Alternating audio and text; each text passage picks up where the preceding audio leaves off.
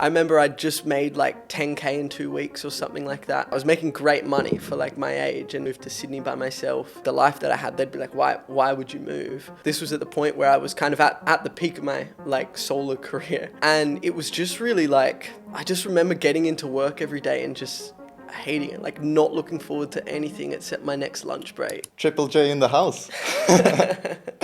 So good to have you here, brother. Thanks. Pleasure to have you here. Good to be here. Yeah, welcome to the Deeply Aligned podcast. Just came in the other day from Bangkok, Thailand. Bangkok, Thailand. Traveling, living life. You're like 20-something years 22. old. 22. Traveling the world, making good money, 20 to 30K a month. Location freedom is obviously there.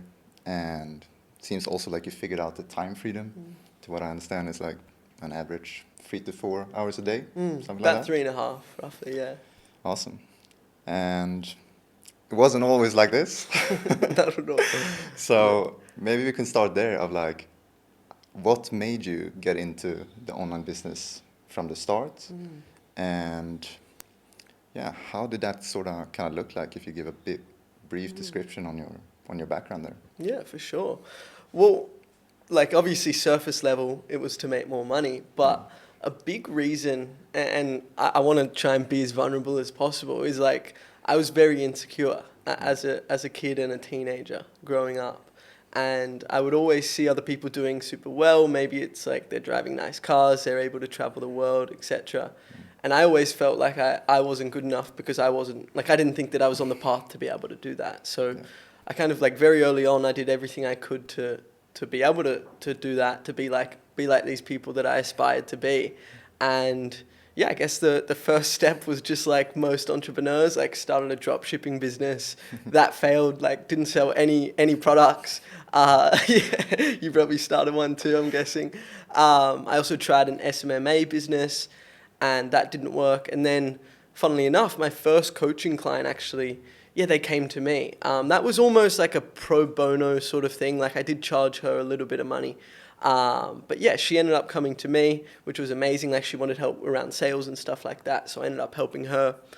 And then from then I just realized like this is kind of my calling. I've always loved communicating with people.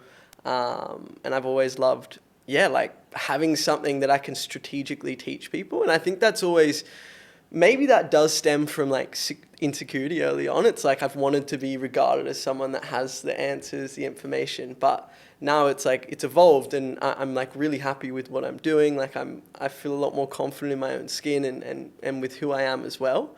And now the journey is just like service and trying to become the best version of me that I can really. Yeah. So yeah. That's amazing. It's always interesting, like where does the energy and drive stem from, right? Because I can relate. I think there's tons of people who can relate to that, right? You're striving for this thing. It might start with money. It might start with... There's always some kind of insecurity behind it. Like, are you running away from something or are you running towards something, right?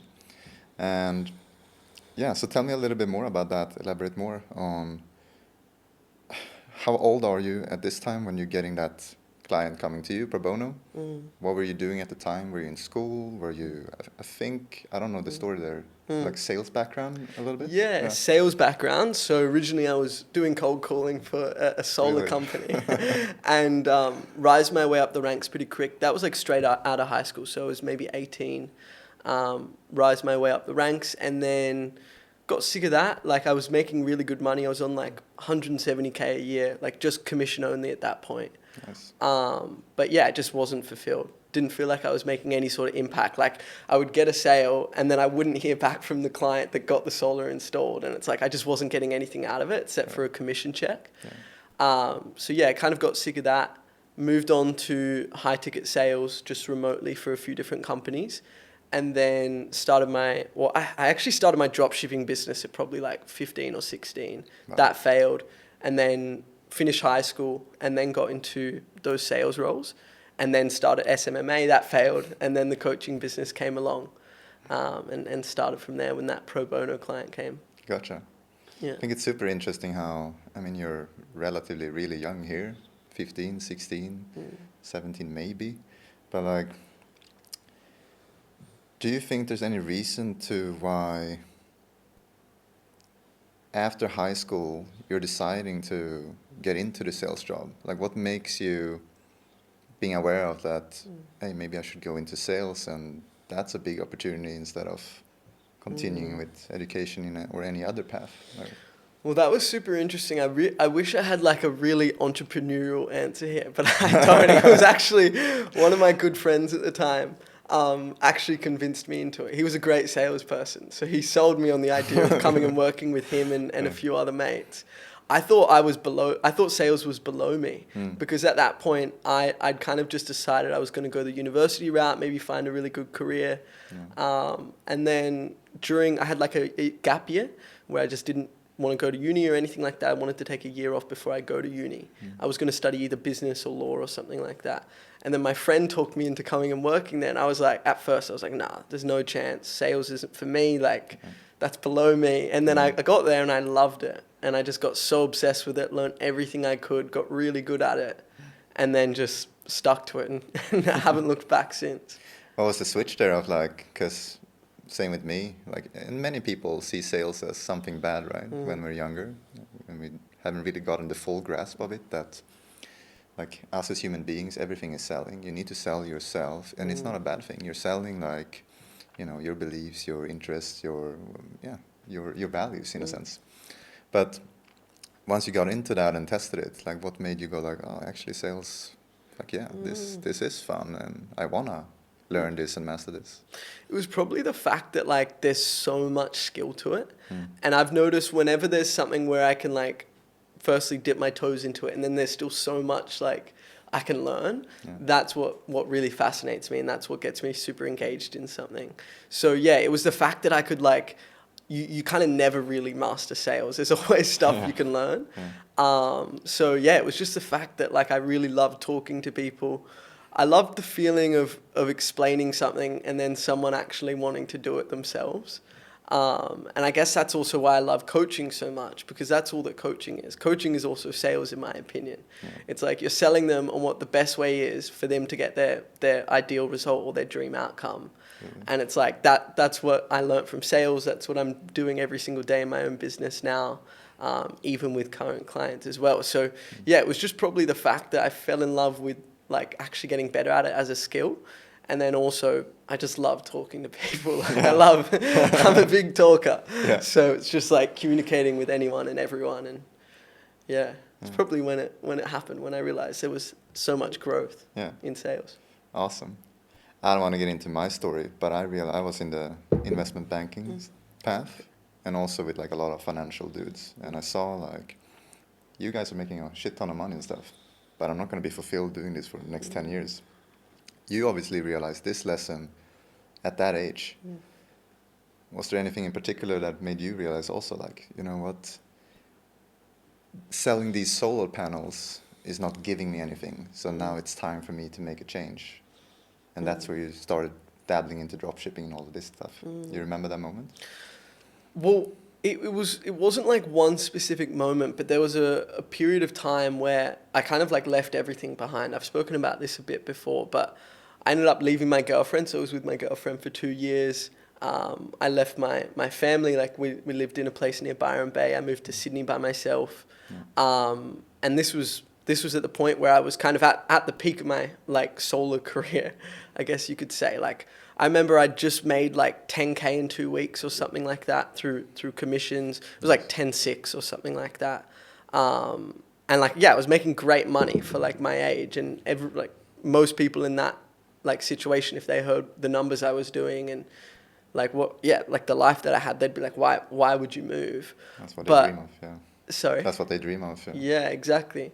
And it was just really like, I just remember getting into work every day and just hating it, like not looking forward to anything except my next lunch break. And yeah, it was good because I was around like some of my mates and stuff like that. But like, I hate to put it in this way, but a lot of them weren't really like, I don't feel as though they had the same aspirations that I did. A lot of them were happy to make like the minimum, maybe like 5, 10K a month max. And they Not were so much content more with aspirations to grow as a person, whether that's numbers or anything else, right? That as Health well. or relationships, yeah. Correct. Yeah. Not just monetarily, like with everything. And I've always been someone that's tried to like get myself in the room.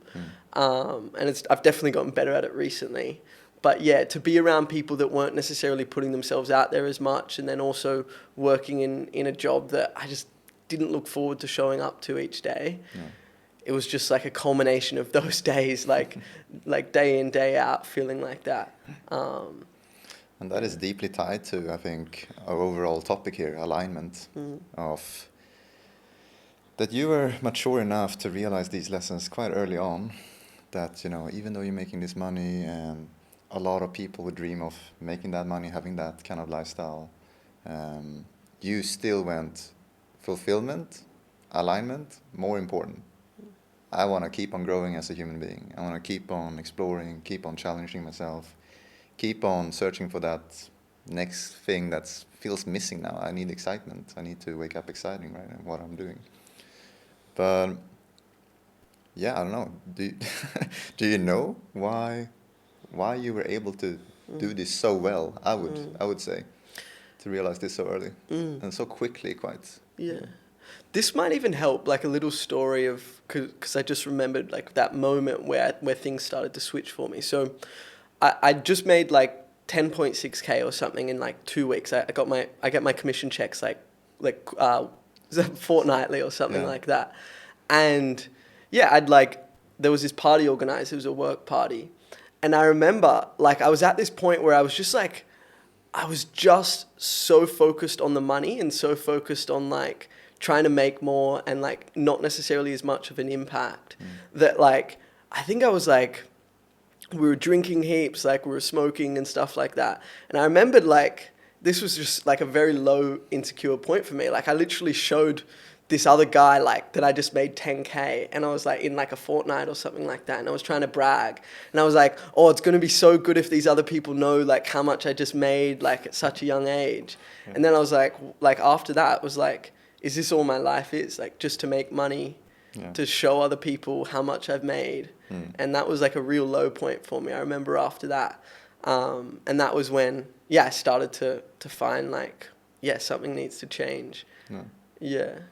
Awesome, man. What's the best part about running an online coaching business these days? Probably the freedom. Like I always say this to so many people, there's no rules when it comes to running an online business, especially a coaching business as well. It's like you can follow all the mentors, you can follow their rules, but at the same time, you actually often get rewarded when you follow your own rules and when you make your own rules. So I'd say it's definitely the freedom. Like this is just a perfect example. It's like I could literally change my prices tomorrow and no one could tell me otherwise. It's like, that's my price. That's the value that I feel my services are worth. Yeah. And then it's also like, I can be as creative as I like. I can jump on a coaching call without a shirt or with a singlet. I can wear no shoes to go meet a client like in person if I want to do that. It's like, there's no rules to it. And that's something that I've always really aspired to have in my life, to not feel as though there's any constraints around what I have to do on a daily basis. Couldn't agree more. It's like, I mean, we're both big advocates for an online business, right? Because we know what it stands for. It stands for a lot of freedom. It stands for that your online business is basically a reflection of who you are. Or it can be, and it should be if you do it correctly, I would say. And that's where also the internal game comes into the picture, where both of you and me know that strategy is the smaller part of it, the 20%, and 80% is more the psychology, internal game, leveling up your identity and standards and belief systems, so to speak. So when it comes to belief system, what do you think are some beliefs that were both limiting as you grew up, but also were in your favor that allowed you to get the success that you got? Yeah, that's interesting because a lot of these beliefs that do often help us early on are quite limiting. You're so right. The biggest one for me was like the insecurity part. So whenever I get like, this might sound very vain, but it's like if I ever got rejected by a girl, for example, Yeah. it's like that would force me to work a lot harder. Yeah. Another example is like if a client doesn't close on a call, it's like I'll end up working a lot harder. And there's two different types of mindset. There's either victim mindsets or the opposite of whatever a victim mindset is. Growth mindset. I like Growth all of that. mindset. Yeah, exactly. But like some growth mindsets, of course, like might not come from the best intentions, and mine originally probably wasn't that amazing, and that's why I've had to find like a new source of inspiration and a new fuel to keep me going, because like obviously I've done like decent in business and like I've kind of got the money to sustain myself, so there's no like really strong fire inside me anymore. But now it comes from different places, like impact, being able to talk with amazing people, being able to meet amazing people. So it's like all of that stuff is what drives me now. But originally, the biggest thing that probably helped me early on, as bad as it sounds, is just insecurity, like not being good enough. So it's like whenever I had rejection, whenever I wasn't doing well in business, it's like that would then force me to really work hard and push. Yeah. Yeah. I relate to that a lot too.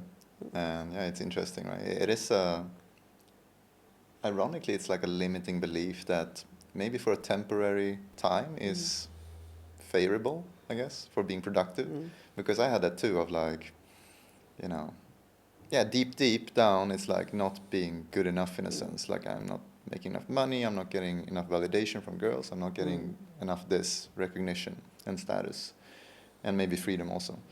But that can have different effect on people. Some might go like, oh, I suck. And others make, I'm going to show you. Or I'm going to like work harder. And that was my thing too. We're like, you will see. You know? Exactly. Some people laughing at you or whatever, and you will see, you know, see who's end up laughing at the end. Exactly. Kind of thing. But yeah, along the way, obviously, like you said, one needs to find a more positive drive. That it's not running away from something, but you're running towards an actual desire that is gonna serve you for sustainably for long term. Exactly. Would you say also you had a belief, because it sounds like it, that you knew that you could figure things out no matter what? Would that be correct? For sure. I was always blessed having a mum that like believed in me my whole life. She always said I could do anything, as cliche as that sounds. But it's like I ended up really believing that, and anything that I did, like I would set my mind to it. Like a good example is like soccer. Early on, I was really into soccer, ended up doing really well with that. But like I started out super bad. I also started very late in terms of like most people that try and start a soccer career or whatever. Not that I made it as a pro or anything like that, but it's like I got good very quickly. And I think I was so fortunate because my mum was there and telling me like, you can do it, etc. And then I just took that approach to everything. Like new businesses that I would start, even school. Like I tried really hard in school. And I was definitely never naturally gifted at school or academics or anything like that. But I always took that approach to like, I can learn anything. And I'm so blessed to have that as a skill set, because yeah, like I'm such a big believer that I can literally learn anything. Yeah. And I can master anything. So That's amazing, with supportive parents, maybe siblings or friends. Yeah, I was just going to ask that, you know, like how, obviously that probably played a big role of like having supportive people around you in a certain sense. So mom, biggest supporter. You have a brother as well, no? I have an older brother. Yeah, so he is 29. I have an older brother. We're super close. Mum and I are super close. Never really had a dad in my life. He lives in Spain. And that was probably a big reason a lot of those insecurities showed up quite early on. Right. Like it's tough. I'm like not sure if you had a dad growing up, but it's like if you ever see like different children playing like in the park or something with their dads, and it's like I always felt like why do I not have that? Like why can I not experience that? And that was really tough growing up. It becomes like unconsciously, no matter what, if you like it or not, that why is he not here? Did he left me because I'm not good enough? Exactly. Once again, I'm not worthy. I'm not. Awesome. What do you think are your top? Let's keep on being retrospective here for the past for a little bit longer. What do you think were your top 3 challenges along the way from that point of getting your first couple clients to, let's say, first milestone, 10K a month with your online business? Top 3 challenges? So first challenge, and is this from the point of like when I got my first client or even before that? Like trying to start a business? Yeah, let's go from, you just decided you want to start an online business. Okay. And then the next step would be you got your first 1-2 clients, and then you have the next milestone to 10K. Yeah. And we can do top 3 challenges in a way of not just business, but maybe even, what's going on internally. Yeah. First one was definitely like finding something, but actually sticking with it, because that was always a challenge for me. Like I said, I started a dropshipping business, an SMMA business. I actually also started an Amazon FBA business as well. And I'm sure if I had stuck with some of those, or at least just even one of them, it would have worked. Yeah. And my advice to anyone is like, when you find something, especially when you're starting out, I would just like stick with it, whatever it is, because it's like you will make it work. Of course, I'm blessed that I didn't stick with it, because I probably wouldn't be on the coaching path that I'm on now that feels amazing and feels aligned for me. But it was definitely just like sticking to the one thing, because I'd get sidetracked. I'd get shiny object syndrome constantly. I'd think like, okay, this strategy won't work for me because X, Y, Z. Yeah. And it's like, just sticking to the one thing was really tough. And then when I did get clients with my coaching business, probably the biggest challenge was just like getting off like the cold DM route. Like I was just in the messenger, in the DMs every single day, like grinding it out. I was doing like 10, 12-hour days when I first started. And it was just because I didn't have like the content kind of ecosystem that I've set up now. Didn't have like enough long form content, didn't have any of that stuff that was like nurturing clients. I was in this stage where I was like, leads either die or buy. I'm going to try and like get someone on a call, hard close them. And if they don't buy, then I'm going to forget about them. So having to rely on that was really, really tough. So that was the second challenge. And then the third, actually finding that new flame, that new inspiration and fuel. Because I like you said, like I'm doing like 20 to 30K a month now, and it's like I have all this MRR built up. So it's like I have this consistent revenue. Like where's this inspiration coming from now? I'm not struggling to pay all my bills. So like what is my new inspiration? So just finding that really. And like I've certainly dug deep. A few areas like or things like, and this is for anyone that's also trying to find that inspiration. Like once they've gotten some results in their business, it's like finding things externally that you can kind of work on, or like people you can help. For example, a big one for me is like retiring my mum. I want to be able to do that really soon, and I'm very close to doing that. Another thing is like being able to volunteer, and like we've been doing some orphanage visits recently. You almost came. You had barley belly, but you still donated as well, which was the kids really appreciated. Yeah, looked like a great time. Yeah, so just doing stuff like that and realizing that like with more money I can have more impact. So that's like one of the big reasons that's driving me now. It's like first one, retiring mom. Second one, helping kids. I also want to help like single parent like households. So kids that were brought up with single parents, being able to help those kids. Maybe it's like different entrepreneurial courses, programs, things we can take them through to help them. Because obviously that's very close to home for me and like how I felt growing up. Like I never felt as though I really had someone there for me, or kind of like important, like I didn't have really the lessons given to me, or not given to me, but I wasn't really taught the lessons. I had to actually find them out for myself through like pain, challenges, etc. So that, and then just like working with amazing people. Like I love the clients I have now, and just finding more of those, working with more of those, and helping them also live an amazing lifestyle like I am. So that's kind of probably the 1, 2, and 3 challenges that I've faced. That's some great answers there. Thank you. Oh, I want to pick that apart. We have this thing, right, a phase, all of us, where we think we need to stick with a certain method like a certain, I guess, business model or a method, and yours were cold DMs, mine were cold DMs for my SMMA, which sucks in the long run, really. And yeah, then you reach a certain stage where things become so painful in some way, whether it's like 10, 12 hours, days, and you go like, what? Like, I think our friend Ibrahim mentioned this, he goes like, eventually an entrepreneur, when they come to certain stage of success, they create this new entrepreneurial matrix for themselves. And it means like, basically what you're describing, that you're on so many cold DMs or on so many sales calls that it takes up all your day and that's all you're doing, and then all of a sudden you're like, what? I just created myself a new matrix, a new box that I'm now stuck in and I'm struggling in. So true. Yeah.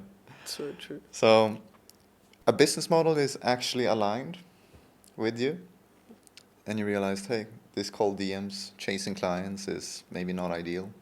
I need to find a new model. Could you walk us through that a bit, of like the realization of that you needed to find a new model, and then like, how did you go about it, of like, what models are there, what's a better one, and how do I implement that model? I'm going to get a bit vulnerable here. So I guess like the big reason that I changed over to what I'm doing now was like, yeah, firstly working 10 to 12 hour days, but it was actually an argument that my mum and I had.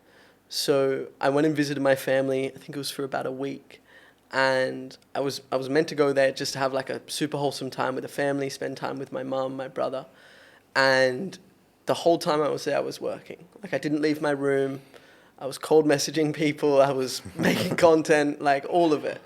And like I remember I was just like so stressed at this time. Like I describe it in this way. It's like I felt as though I was like a pot of water sitting on like a hot stove, and I was like bubbling so much that the lid feels like it's almost about to pop off, but it doesn't jump off. But I just had so much internal stress, anxiety, just built up within me. And my mom ended up coming into the room and she said like, hey, you're going to come spend time with us. And like, I said, no, like I've got to keep working, because I felt like if I take my foot off the pedal now, I'm not going to have money to pay my bills. Like I'm not going to be able to live the life that I want to live. Like I need to keep working. We ended up having this argument, like got pretty heated. I started crying, like bawling my eyes out. And yeah, like after that, I called quits on it all. I was like, I can't keep working this much. That was the moment of pain that made you change. Yeah. And it was like just looking, whenever I think back to it, like it makes me like upset, because like, yeah, my mum's always been there for me.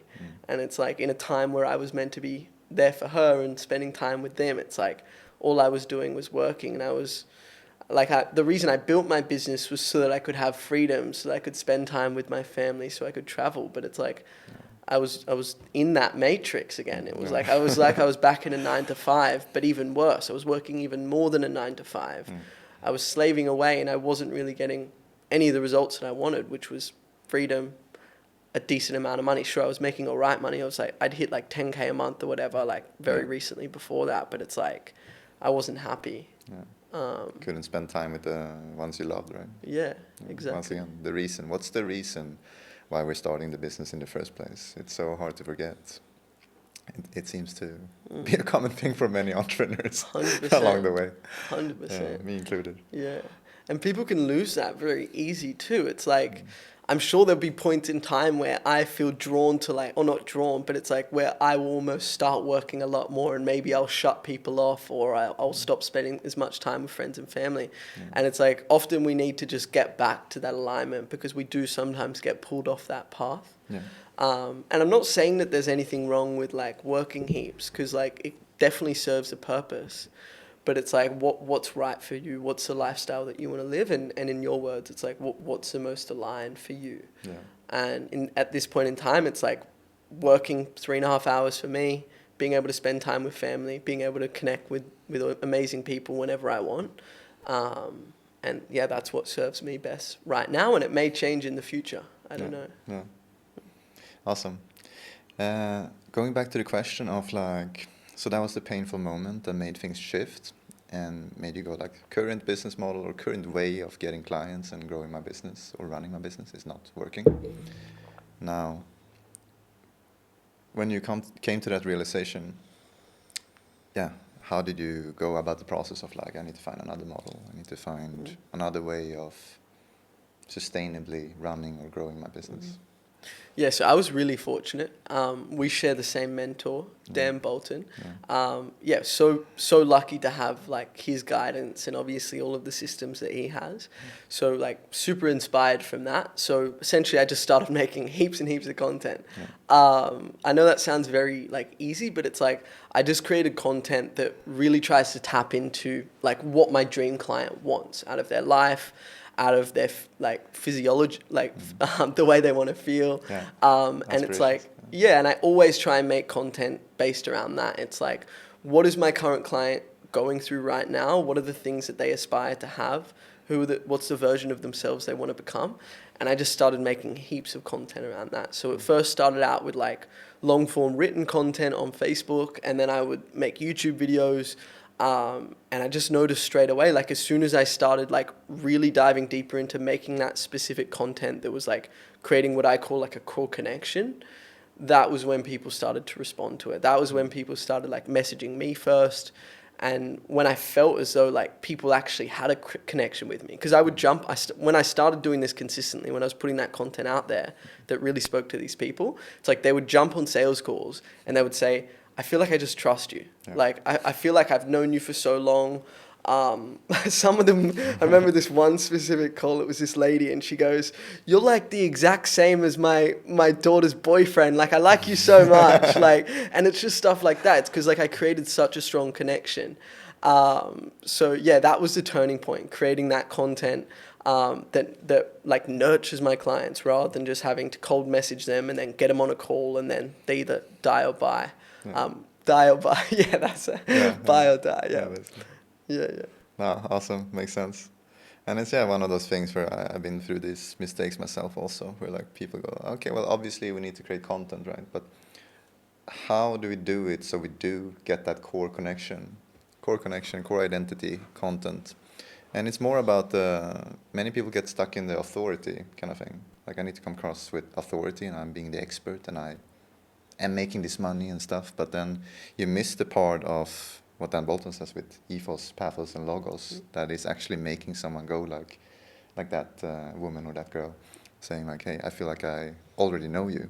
I feel like you just get me, and I trust you. I like you, I know you, I trust you. And I know you can help me solve my problem. And more than the problem, I also like your values and the way you're living your life. And I like probably even your vision for where you want to go next. Like everything is check. And if you can get all of those stuff in your content done, then boom, now you're attracting dream clients, right? Exactly. Yeah. And a big thing as well is just like getting someone closer to their ideal day through your free content. So no matter what you are, whether you're an agency owner, whether you're a coach, like whatever type of business model you have, just as long as you can get them at least one step closer to their dream day for free, they're always going to be so much more likely to work with you. So that's why like free value works so well. That's why like Alex Hormozi, Gary Vaynerchuk, that's why they always say give, because it's like you're getting them one step closer to who they want to be. And there's this thing called like the rule of reciprocity, which is when you give someone something, they always feel compelled to then give you something back in return. So that's what it is like at work. It's literally like, it's as simple as that. Give something and then you will get it back in return. It's the same as like the rule of the universe, in my opinion. Like the more you give out, the more you're going to get back. Same with karma, etc. We're basically tapping into it right now, but for anyone who's heard the word messaging, how important messaging is for your marketing and your online business. What's your take on that, or how you're thinking about what messaging is and how important it is? Messaging is like everything. When it comes to making content, like if your messaging is unclear, people, you just won't get the response that you want. Like a good example of this is, let's say I'm trying to work with brand new coaches, so people that have never made any money before, they're just starting in business. If I am to say something like, here's how to get your first 3 clients, that's probably really going to appeal to those brand new coaches, right? But if I was also trying to attract, say, higher caliber coaches, maybe ones that are making like 5, 10K a month, if I say that same thing to them, they're not going to respond in the same way. They're going to think, okay, this guy just helps new coaches. Or let's say, for example, I'm a fitness coach and I want to help people get ready to become bodybuilders on stage.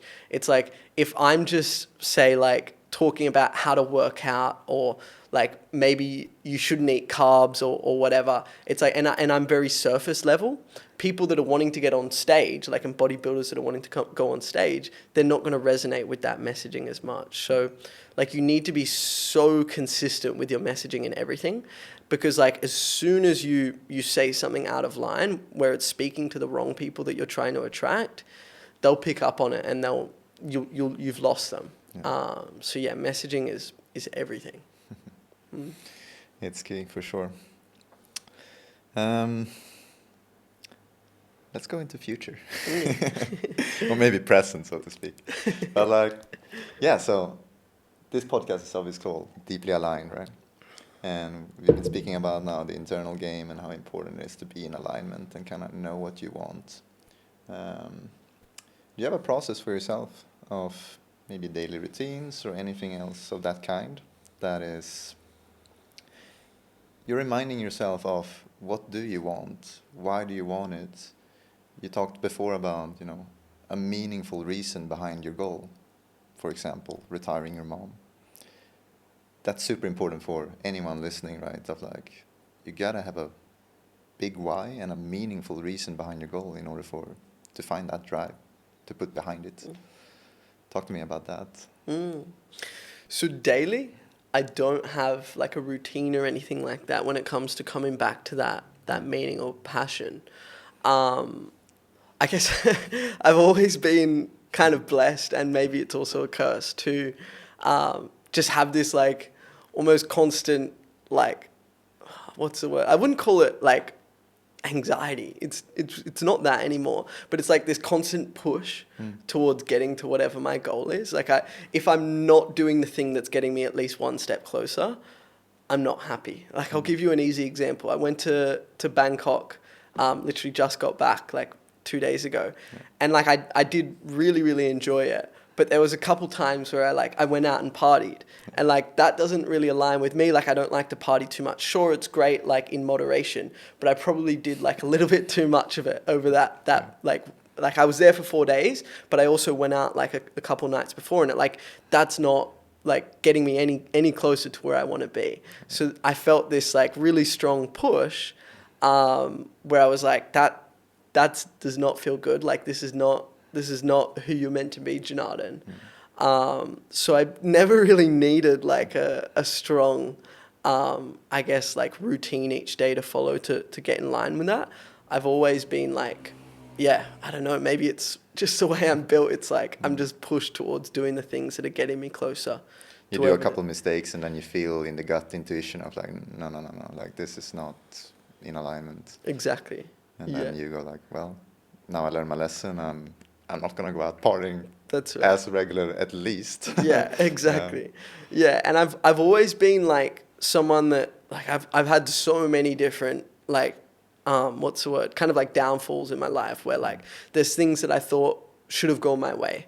An example was just like joining, like trying to get into a really good soccer team, for example. Early on, it was like I thought I was 100% going to get in. This was my whole life. This is what I'd been training for so many years, and it's like I didn't get into that. And I thought, wow, like I'm not good enough. I'm not worthy.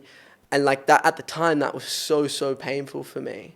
But I'm also so blessed that didn't go my way, because I mean, frankly, like sure, I could have done well with soccer, but it's like it also wouldn't have been like like it wouldn't have been the life that I wanted to live. Same with I wanted to be a lawyer at one point as well. And I almost like I didn't actually end up getting the marks that I wanted to become a lawyer. And at the time I thought like, why am I so stupid? Like why does this not go my way? But it's like then again, I was so blessed that that didn't happen because I'd probably be stuck in an office wearing a suit right now, talking to people that I don't really relate with, and living a life that I hate. So with every downfall that I have, every challenge, it's like I've got this internal belief that on the other side of it, something good is going to happen out of it. And I've just learnt that through like challenge after challenge, because I've always been blessed like that, and I'm so fortunate for that. Yeah.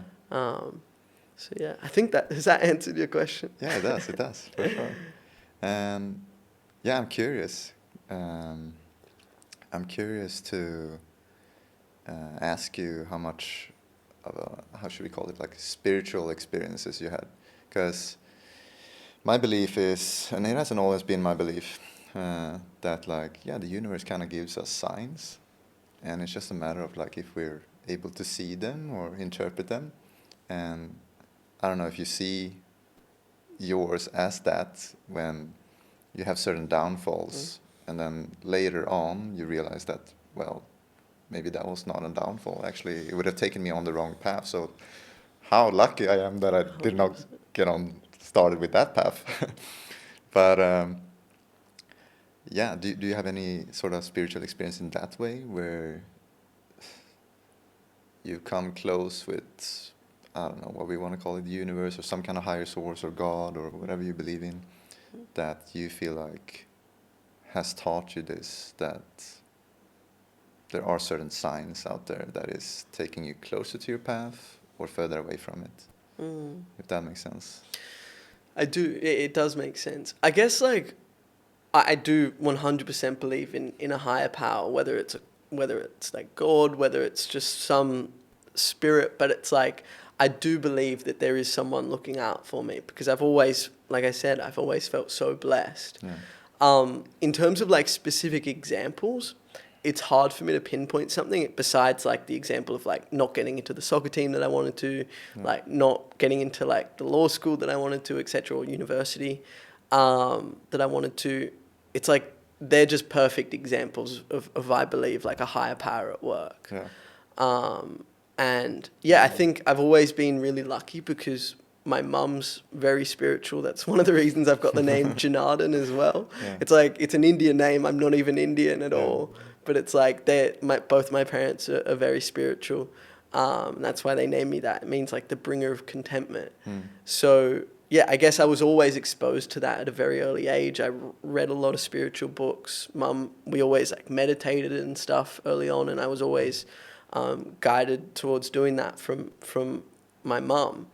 So I guess I've always been super open-minded to it, and I've always seen that there is someone looking out for me, that there is some higher power there.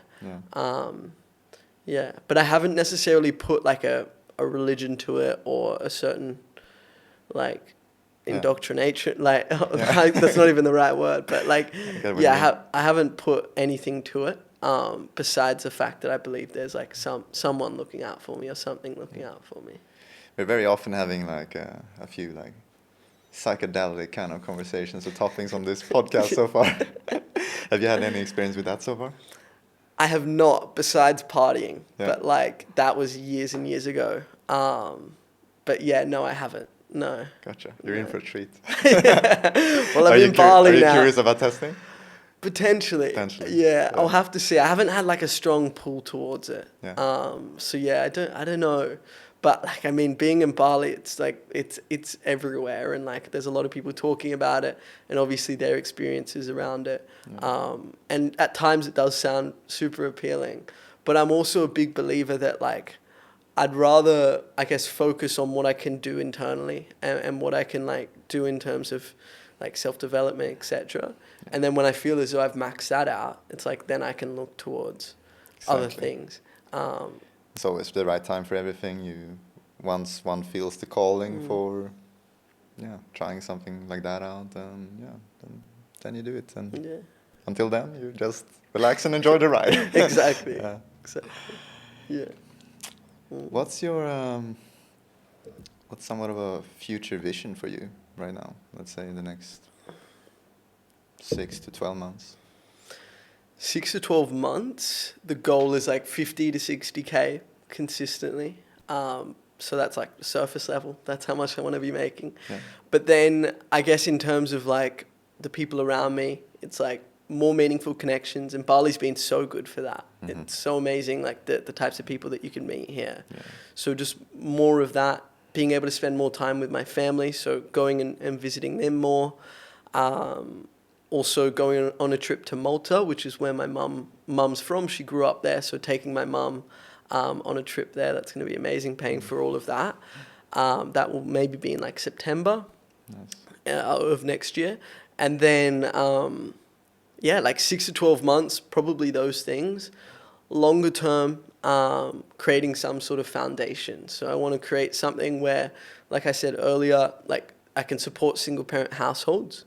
So kids, maybe boys, maybe girls, doesn't matter. It's like giving them some sort of entrepreneurial, or even can be academic as well, depending on the route they want to go down, being able to support them, being able to show up at more orphanages, being able to give them more, I guess, money, and also like resources. So bringing in more people, like it was awesome, brought together like 5 or 6 people last time, but it's like even I want to bring like, not necessarily more people, but it's like being able to just make more impact, whether it's, I don't know, finding different initiatives that we can do, etc. Yeah. So that's kind of the long term. And then also a family as well. Like I'm a strong believer in having like an amazing family. I want to have a wife, maybe 2-3 kids, I don't know. Yeah. Like I'm not stuck on the number. But having my own family as well, that's definitely a big goal for me. And I think a lot of that stems from like, obviously had an amazing mum growing up, but it's like being able to be there for my kids in like a father figure is something that I've always aspired to do, probably because I didn't have it much myself growing up. So that's the vision, and that's what I'm excited to do. Yeah. Yeah. Amazing. We recently got taught the 4 seasons of an entrepreneur, or maybe even life. And Dan Bolton shared with us you have the creator, the mentor, the builder, and the yogi. And to go into the details a little bit, creator, creating content, being creative in different kind of ways. Mentor, mentoring your clients, client delivery, client retention, giving them results and success, right? Builder, building out business, growing it, systematizing, all of that good stuff. And then the yogi, a lot of like self-care in different ways, and reflecting, meditating, or getting more aligned with yourself, or taking care of certain routines that is good for your well-being. Now over the next 6 to 12 months, big goals with like get to a certain level financially with the income there, and you have some really nice reasons for why you want to get there and what you want to do with it. Take care of your mom, family, orphanage, impact, that kind of stuff. How do you think about the seasons with those 4 seasons? Is it now builder phase, big time, or? It depends. So like when we think of creative, that's like someone that has a clear calendar, right? And they're just creating, they're making value, they're putting stuff out there, right? Am I? Yeah. Yeah. So I would definitely, in terms of like who I am as a person, I'm 100% like a creator and also a mentor as well, because like I love like jumping on calls, not every day or every hour of every day. Like I don't love jumping on coaching calls all the time, but it's like I do genuinely love jumping on calls occasionally. So that's definitely a big part of me. So like delivering, like actually fulfilling on like the services, etc. But I also love a clear calendar as well. So just like being able to sit there, create like a new lead magnet, a new video, like whatever it is. So I would just say like this next phase for me, I don't really need to build anything out. Like I've kind of got everything down pat. It's just doing more of what I'm already doing. And like I feel like everything feels really good for me right now. It's like everything feels aligned. All that I need to do is just like get more volume out there. So it's just like creating more videos, talking to more people, having more conversations, and it's going to happen. And I think that's that's kind of like the privilege of like having a system that knows works. So yeah, I've just got to keep doing more. So I don't feel as though I really need to build much out in terms of like systems or anything like that. It's just like creating more, keep getting like results for clients, and it's going to come. So they're probably the two seasons that I'm in right now, and what I feel as though I'm the most like. Makes a lot of sense. Being Yeah. creative on how to provide more value to the marketplace in a sense. And then, like you said, core identity. People get to know you, like you and trust you. More volume, more at scale. Exactly. And yeah, keep on attracting those dream clients. Yeah. That really vibes with you. Yeah, that's right. For anyone, I mean, let's say, yeah, they're currently on their journey, or I mean, I think we talked a lot about now, if you're already on your online coaching business journey and you're trying to get more clients, we touched upon a lot of things here that it's quite simple what one needs to do. If we take a little bit more back to the newbie, to the amateur, of like, they know they have a lot of skills. It could be any kind of skills, whether that's in fitness, relationship, or anything else, right? But the beauty about online business or online coaching business is one can take those skills and package it into an offer or some kind of product and bring that out to the marketplace to solve problems and bring value to other people. Is there anything you would advise people that's at that stage, how they can think about it, how they can get more conviction to really want to go for it? What would you say to that? Yeah, so if I'm sure you've experienced it. It's like every new coach, the biggest thing that they struggle with is beliefs. Yeah.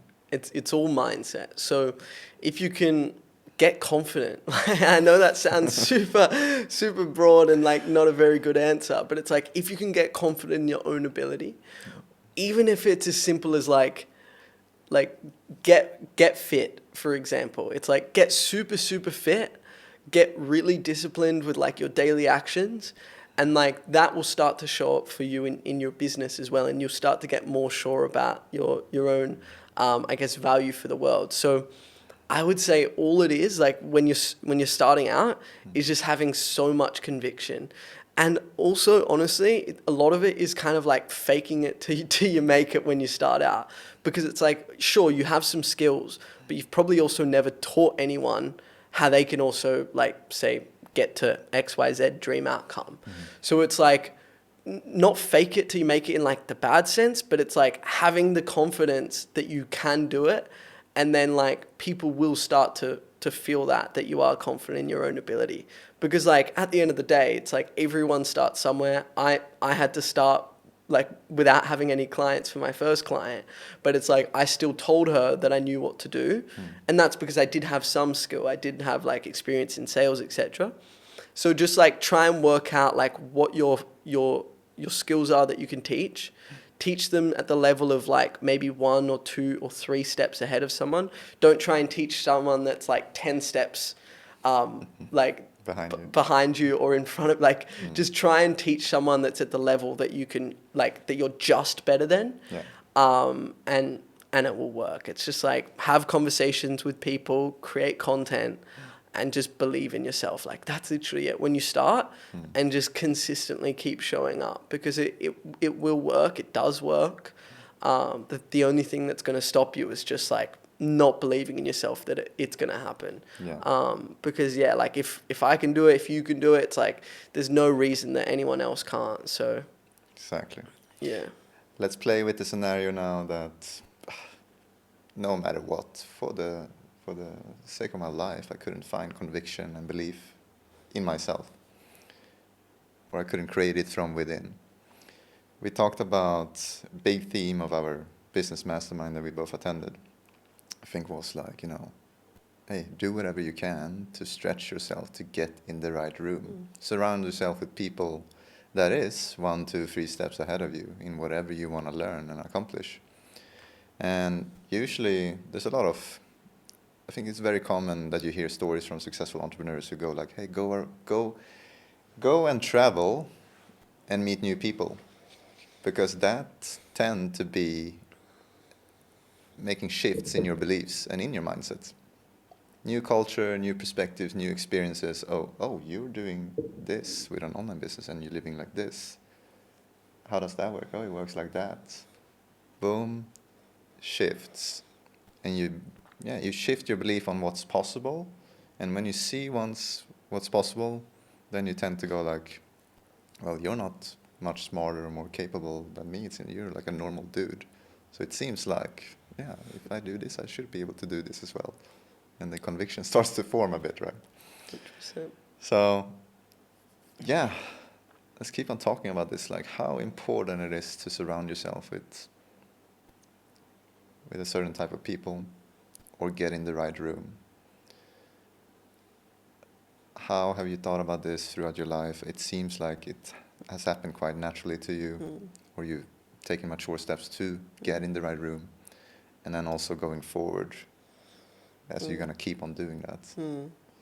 So for anyone trying to like get into the room, and I've made a few posts about this recently because and it resonated with a lot of people I found.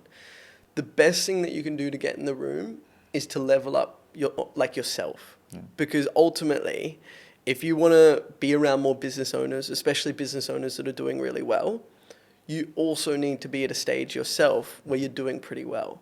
So it's like, if you can work on yourself, whether it's get super fit, whether it's do well in business, whether it's build an amazing personality, like do those things first, or at least start those things, because it becomes so much easier. Like, you don't want to be the person that builds a house on a foundation of sand, where like all you're doing is trying to make these connections, but you don't even have anything to value, like you don't have anything to offer them of value yourself. So it's the best thing you can do is just build yourself up. And I've always been a little bit weird in this way, where I've had this belief that I can relate to anyone. So whether it's a business owner doing 300K a month, or it's someone that doesn't even have a business, or it's someone that, I don't know, it's just like doing a completely different walk of life. Maybe there's someone that likes to party a lot. I don't party very much, but it's like I can always, this doesn't sound like the best word, but it's like I'm very good at like being a chameleon, where I can kind of join any conversation, and I feel as though I can like relate really well with those people. So building up those skills, in my opinion, they're like some really valuable skills. I think it's like soft skills they're called, and you get a lot of those from sales. So building up those skills is so crucial. And a really good example, like this is digressing a little bit, but when you spoke about like getting in the room and being around people that are maybe higher than you, 1, 2, 3 steps, maybe even 10 steps ahead of you, it's like getting in front of those people is so important. A good example of this was a guy that was at the mastermind we were at the other day, William Brown. He's doing like 350K a month, or he did that in January. And it's like, to see that, and then to also see the type of content he makes, it's like, that's something that I can do as well.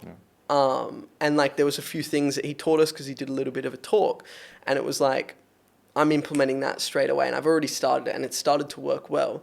So it's like, get into the room, learn from these people, like try and be very personable, try and be, like the best version of yourself. So obviously work on yourself so that you can get yourself into that room, and then just take on board like most of the stuff they say if they're someone that you aspire to be. Because and also another thing as well is like getting into the room is important, and like listening to the right people is important, but it's also equally important to not listen to some people that aren't who you aspire to be. So like there's been so many people in my life that have told me the way that I should live my own life. And it's like, of course, like early on I did listen to them because I was quite insecure. I thought, okay, they seem as though they've kind of got stuff figured out. I should start listening to them. But if you have like friends or family in your life right now that are trying to give you advice, but you don't aspire to be them, like why are you listening to them? And I've like really taken that on board over the past like 4 or 5 years. And since I've been doing that, like everything has just changed for me. Like when I stopped listening to those people that that wanted to give me all of the advice, but didn't actually have the evidence or the actual life that I wanted to live. So not listening to those people and listening to the people that you truly aspire to be is so, so important. So, so important. Well said. And I want to summarize a little bit what you said there. Of like, one, think about what kind of lifestyle you want. So you mimic someone or you take advice from someone you actually, yeah, you vibe with their life, right? What they're doing. Otherwise, maybe take it with a grain of salt, whatever advice you're getting from them. Next thing, surround yourself with the right people. That is 1, 2, 3 steps ahead of you. Get in the right room. And sometimes, yes, super important to start with your own thing, like keep on growing as a person so you can provide some kind of value. Because not all the rooms we need to pay dollars for. Some rooms, it's about relationship building. And that comes once again from that you are able to provide value in some way. You are having a charismatic personality, you having a positive mindset and way of showing up, right? Positive energy, where you're helping people. So not always paying the dollar for getting in the right room. Sometimes it's relationship building and comes from the internal game once again. So yeah, super well said there. Yeah, love this session, man. Thanks for Been coming. amazing. Is there anything else you feel like Mm. you want to touch upon that we haven't touched upon yet? That's worth Mm. it's worth going into. Yeah, I'd love to hear your opinion on spirituality and what you think about all of that. Yeah, Whether you've had experiences that have like changed you and made you believe in. yeah, Yeah. definitely. Spirituality. What does this mean? It's like when I think spirituality, I think it's more like I think about like consciousness, how we can raise our consciousness, and that's very tied into like being aligned and understanding more. I like to name it like how the universe operates, because one thing that is amazing when you try psychedelics for the first time and maybe a bit bigger dose, you're gonna realize that everything is truly vibrational frequencies, which is emotions basically. So whatever emotion we have, like you're excited, you are grateful, you are curious and creative and open-minded and adventurous and all of these, loving, compassionate. Those are emotions, and all those emotions have vibrational frequencies. It can be low and high. Lower ones are obviously like more jealousy or depression or, and yeah. So we all got to be aware of our internal game, like what kind of emotional state we are in. And that usually comes from the mindset of what thoughts are we thinking becomes the emotions we're feeling. Whatever emotions we're feeling, that usually tends to affect what actions we're taking. Mm. And then actions we're taking leads to results. Results lead to thoughts and beliefs again. So that's like the success loop in a way. But yeah, with the spirituality and psychedelics, you just realize that, you know, vibrational frequencies are there everywhere. And you can even see it and touch it and feel it. I think we're all having these natural tendencies all the time. Like as you and me are sitting here, or we go to whatever event and we go into a room of several people, you're gonna feel like you vibe with a certain person more than another one. And that's because these frequencies, you know, you're vibing, your vibrations, good vibes, good vibrations. That's what it means. Mm. So with that said, now it becomes like we get a better understanding of how the world works and how the universe operates. And this can be tied into how we manifest, how we create our own reality. Mm. And that is super important, of course, when it comes to like, I think an online business, or because I just see it as a reflection of our life, of like, whatever you value freedom, you value to help people, you value to spend more time with your loved ones, with your mom, and you want to make an impact with orphanage kids or single parent kids, stuff like this. And you're just using the online business as a vehicle in order to create that reality. And I mean, we can go so deep here in order to like, you know, this lifetime you have a certain mission and vision that we talked about a bit. And you're only 22 years old right now. I'm 31 now. We're still young, both of us. But then we're even talking about like soul's journey. And as we keep on going on our lives now, in the next couple of years, we're gonna realize more and more like, well, what is my maybe true purpose of this lifetime? What am I here to really do? Not just in the next year or 5 years, but maybe in the next like 30 years, 40 years of my lifetime.